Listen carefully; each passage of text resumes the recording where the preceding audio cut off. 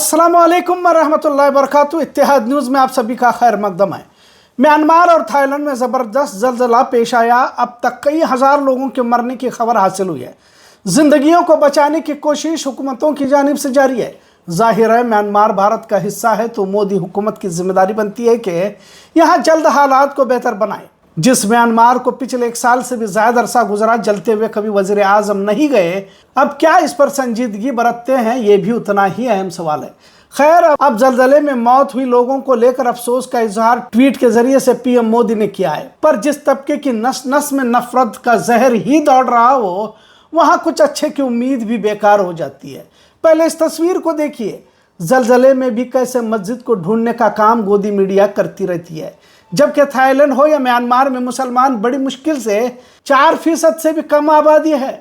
Myanmar में तो मुसलमानों से ज़्यादा हिंदू हैं और सबसे बड़ी आबादी बर्मन कम्युनिटी की है। यहाँ बड़े पैमाने पर अलग अलग जातियाँ रहती हैं जिसकी अपनी अपनी अलग पहचान है।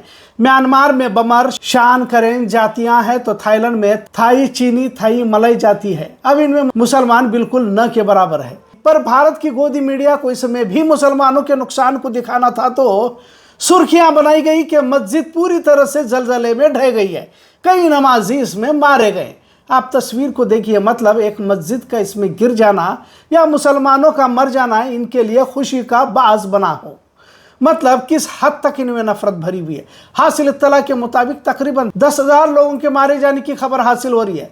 7.7 रिक्टर स्केल शिद्दत दर्ज की गई है। इमारतें ताश के पत्तों की तरह गिर चुकी हैं। एक तरह का मातम थाईलैंड, म्यांमार में देखने को मिल रहा है। दुनिया भर में इस जलजले को एक कुदरती आफत के तौर पर देखा जा रहा है, लेकिन भारत के नफरती इसमें भी कितनी मस्जिदें शहीद हुई और कितने मुसलमान मारे गए की सुर्खियां तलाशते हुए देखने को मिल रहा है। आखिर कहां तक भारत की गोदी मीडिया और फिरका परज़ैनियत के अफराद गिरने वाले हैं? आखिर हर मामले में मुसलमानों से नफरत जरूरी हो जाती है क्या?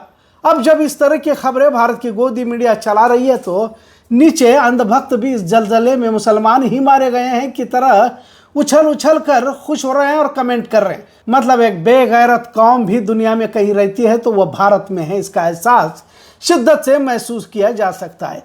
कुंभ के मेले में लोगों के मरने पर मुसलमानों में खुशी का इजहार करने का इल्ज़ाम भी नफरती चिंटों की जानिब से लगाकर मुस्लिम मुखालिफ माहौल बनाने की कोशिश की गई थी, पर कामयाबी हाथ नहीं लगी। कुछ लोगों ने तो कुंभ के मेले में हादसे के लिए मुसलमान ही जिम्मेदार ठहराने की कहानी बना रहे थे, लेकिन अच्छा हुआ कि मुसलमानों को कुंभ के मेले में दाखिल होने की इजाज़त ही नहीं दी गई।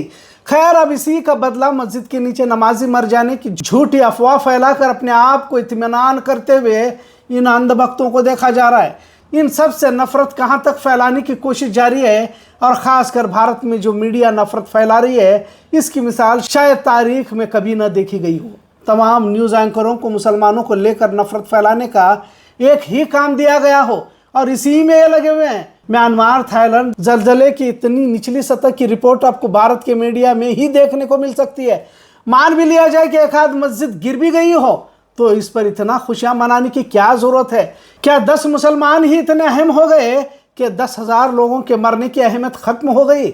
आखिर किस इंतहा का जहर फैलाने की फिराक में ये नोएडा के जहरीले सांप बैठे हैं? लिहाजा पूरी दुनिया में थाईलैंड, म्यांमार के जलजलों पर अफसोस जताया जा रहा है।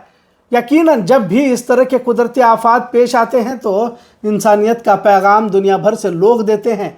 भारत दुनिया का वाहिद मुल्क है जहाँ नाश्ते में भी गोबर खाने वाले गोबर भक्त पाए जाते हैं। मुल्क गरीब मुल्कों की फहरिस्त में दाखिल हो चुका है। रुपया गिरते हुए जमीन में धंस चुका है।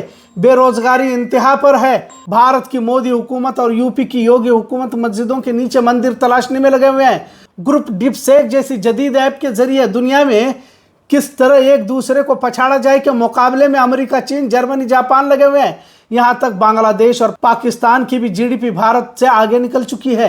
हंगर स्ट्राइक में भारत आगे बढ़ रहा है। भुखमरी की पायदान तय करते हुए मुल्क और भी गरीब मुल्कों की फहरिस्त में शरीक हो चुका है और भारत में सुबह शाम हिंदू मुस्लिम की नफरत परोसी जा रही है। दुनिया में कहीं भी कुछ भी हो जाए तो मुसलमानों का कितना नुकसान हुआ इस पर गोदी मीडिया की नजर रहती है। अगर नहीं भी है तो झूठी खबर फैलाकर लोगों में नफरती माहौल बरकरार रखने की कोशिश जारी रहती है। लिहाजा अब नफरत सर चढ़कर बोल रही है। स्कूली बच्चों में नफरत का जहर घोल दिया जा रहा है। बसों में, ट्रेनों में मुसलमानों की पहचान को देखकर हिरासा किया जा रहा है। बाजारों में भी दुकानों को लेकर नफरत बांटी जा चुकी है।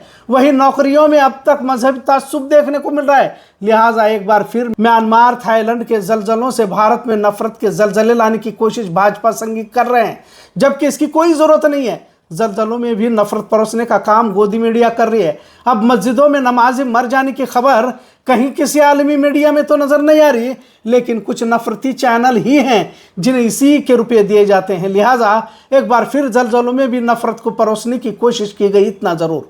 आज का मौजू कैसा लगा इस पर जरूर कमेंट करें। इत्तेहाद न्यूज़ देखने के लिए शुक्रिया। अल्लाह हाफिज।